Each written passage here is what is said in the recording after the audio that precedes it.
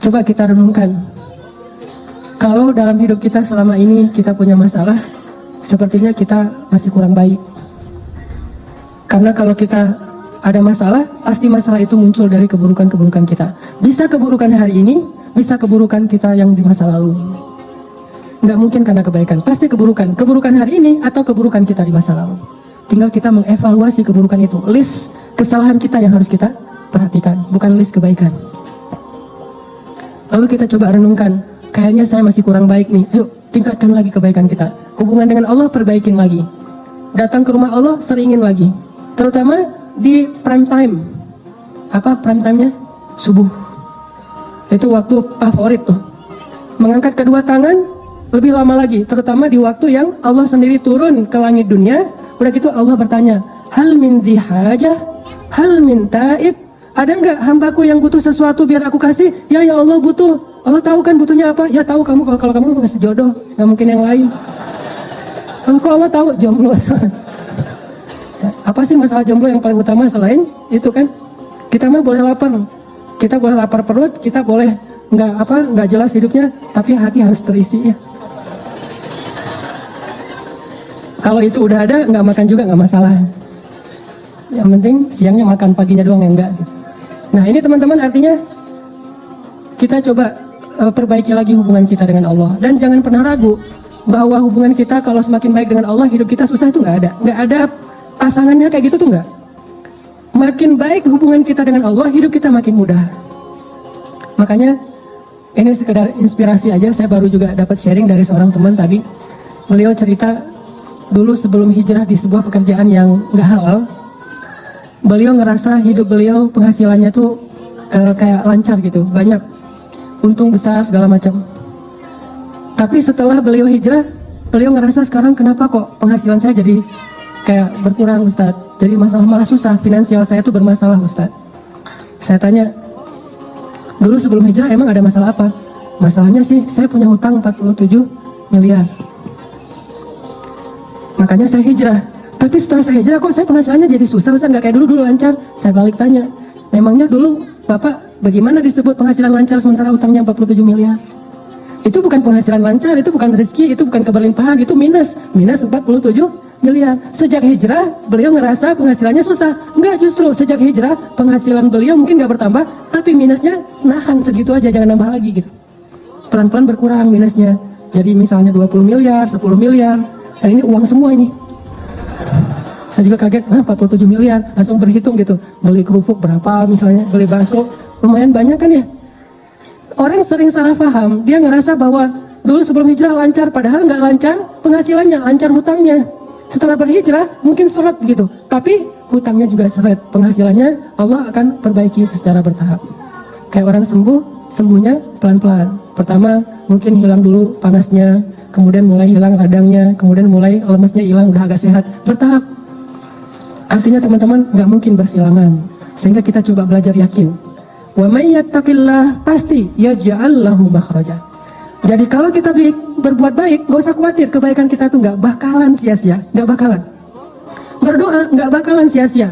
Aduh, kayaknya sia-sia nih saya berdoa nggak ada hasilnya, nggak ada. Ini kayaknya rugi aja nih, saya selalu berdoa ternyata nggak ada perubahan. Nggak mungkin. Doa itu ibadah, dan nggak mungkin ibadah itu ngerugiin kita tuh nggak mungkin.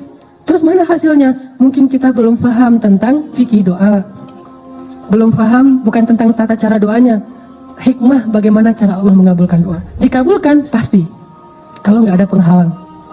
Mungkin salah satu penghalang doa dikabulkan kan makanan yang tidak halal kan ya, salah satunya nih, atau silaturahim terputus. Kalau nggak ada penghalang, doa kita pasti dikabulkan Allah. Cuman kita kadang terlalu memaksakan Allah mengabulkan seperti yang kita pengenin. Padahal bisa aja Allah ngabulinnya sesuatu yang lebih baik dari apa yang kita pengenin. Atau Allah mengabulkan doa kita dengan memberikan kebaikan yang sama nanti di akhirat. Toh kita hidup tuh nggak sekali, kita hidup tuh 2 kali, dunia dan akhirat. Dan bahkan dunia itu kita cuma hidup sebentar, 60-an tahun, dan itu pendek banget loh.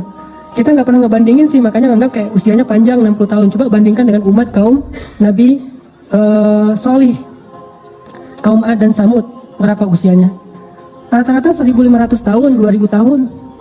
Nabi Nuh, dakwahnya doang 950 tahun. Usianya lebih dari itu. Sehingga dulu ada ibu-ibu ya, lagi nangis di atas kuburan anaknya meninggal ABG gitu. ABG meninggal, SMA juga belum lulus gitu, meninggal. Entah tabrakan, entah apa gitu. Meninggal, ibunya nangis di atas kuburan.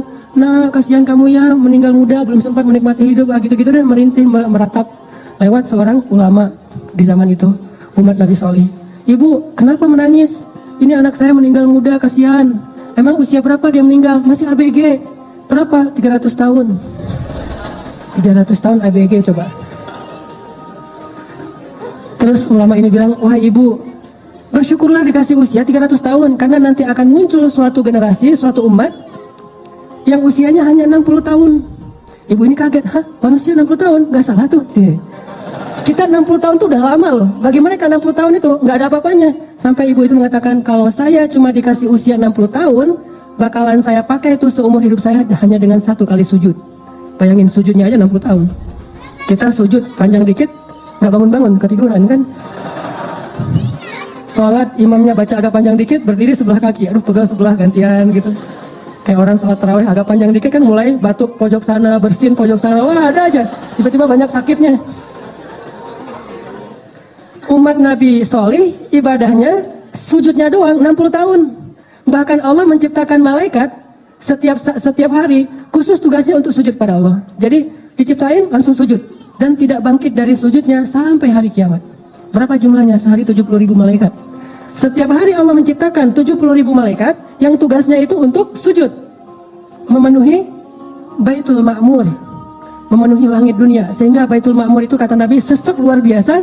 Saking seseknya, seandainya Baitul Ma'mur itu retak gara-gara dipenuhi malaikat, maka retakan dari Baitul Ma'mur itu akan jatuh ke atas Ka'bah tepat, penuh dengan para malaikat. Bayangin sehari 70.000. Dan satu malaikat itu ukurannya lebih besar daripada bumi. Bumi di hadapan para malaikat kayak bola kayak bola pingpong kali.